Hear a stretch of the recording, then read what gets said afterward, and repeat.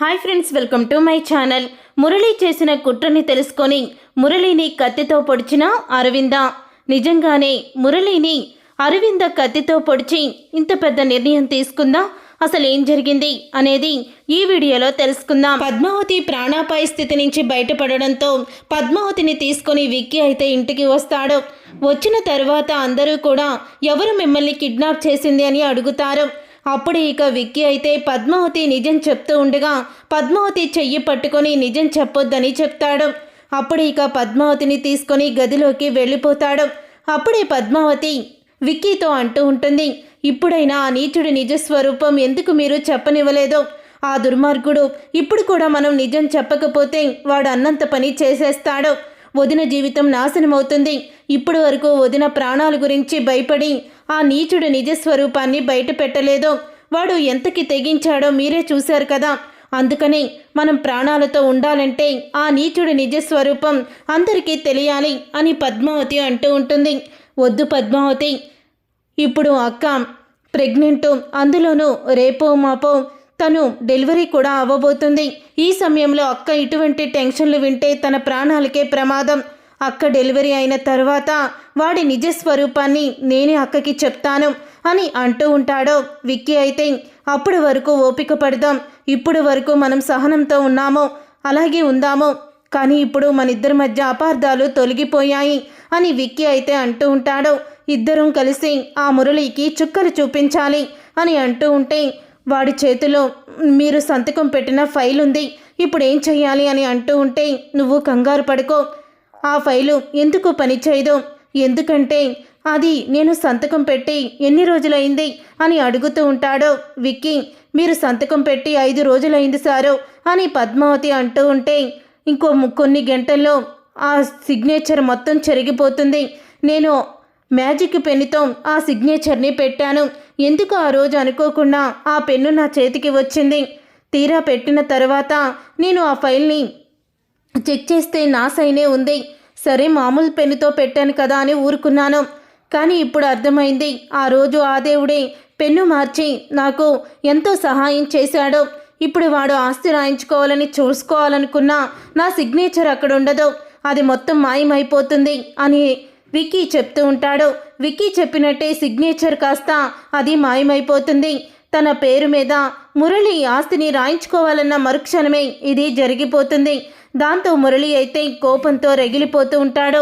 విక్కీ ఎంత పని చేశాడో, ఇది మొత్తం నా సొంతం అవుతుందని నేను ఎంతో సంబరపడ్డాను, తను ఇలా చేస్తాడని నేను అస్సలు కూడా ఊహించలేదు అని కోపంతో రగిలిపోతూ ఇక మురళి అయితే ఇంటికి వెళ్తాడు.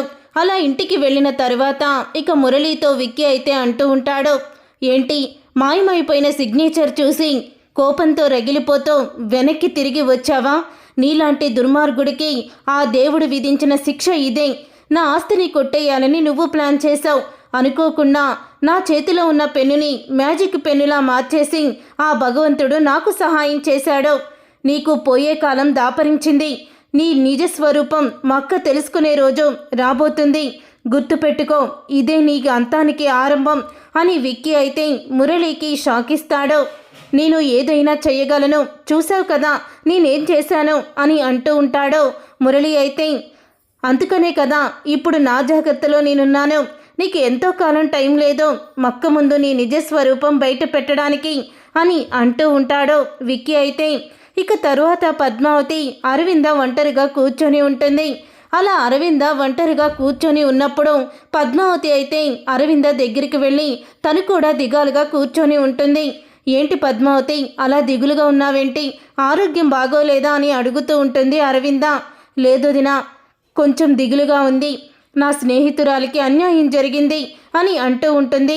పద్మావతి అయితే ఏమైంది పద్మావతి, తనకి జరిగిన అన్యాయం ఏంటి అని అనగానే తనకి పెళ్ళయింది, తన భర్త అంటే తనకి ప్రాణం, అస్సలు కూడా ఒక్క మాట కూడా తన మీద పడనివ్వదు, అంత బాగా చూసుకుంటుంది.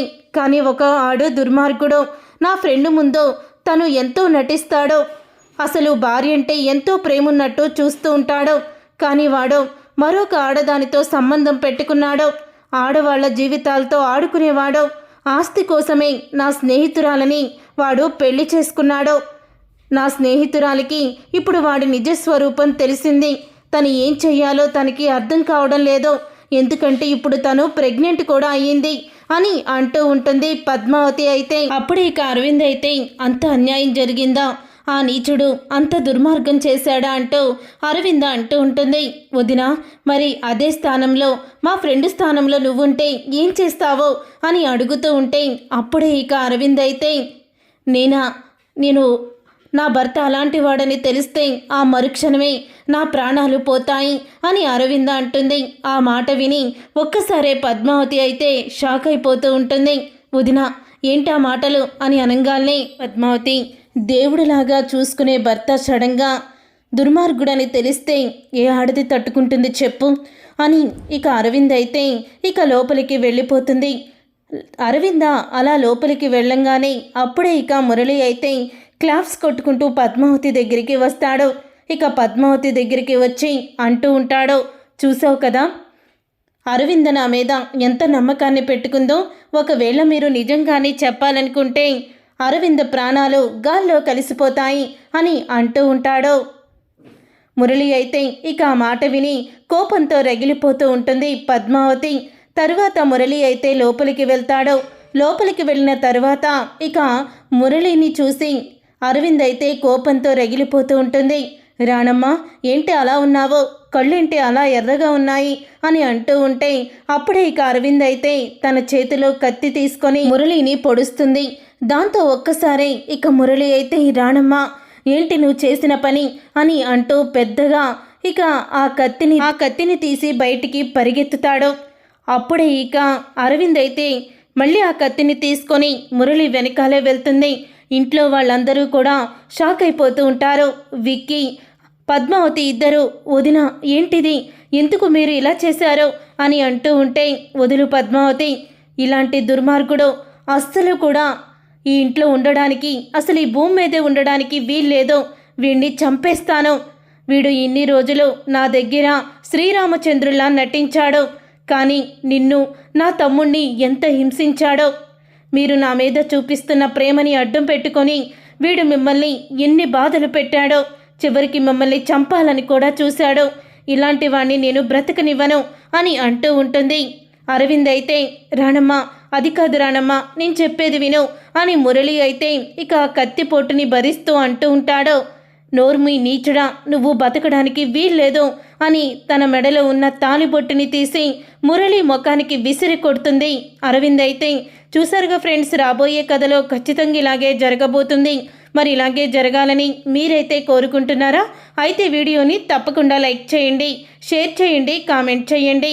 నువ్వు నేను ప్రేమ సీరియల్ అప్కమింగ్ ఎపిసోడ్స్ని టీవీలో కన్నా ముందుగా చూడాలనుకుంటే ఛానల్ని సబ్స్క్రైబ్ చేసుకొని పక్కనే ఉన్న గంట సింబల్పై ఆల్ అని క్లిక్ చేయండి.